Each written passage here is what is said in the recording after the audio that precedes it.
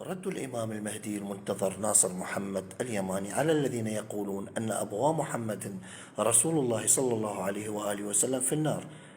يقول الإمام المهدي ناصر محمد اليماني: هل سبق وبعث رسلا إلى عبد الله بن عبد المطلب وآمنة بنت وهب وأمتهم؟ ومن ثم تجدون الجواب في محكم الكتاب في قول الله تعالى: لتنذر قوما ما أنذر آباءهم.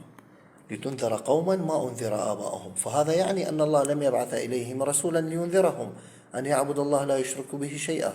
والسؤال الذي يطرح نفسه: فهل يا ترى من مات من هؤلاء الآباء قبل مبعث محمد رسول الله إليهم، فهل يا ترى سوف يعذبهم الله فيدخلهم النار برغم أنه لم يبعث إليهم رسولا؟ ومن ثم نترك الجواب من الرب مباشرة من محكم كتاب الله. قال الله تعالى: وما كنا معذبين حتى نبعث رسولا.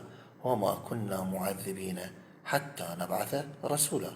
صدق الله العظيم.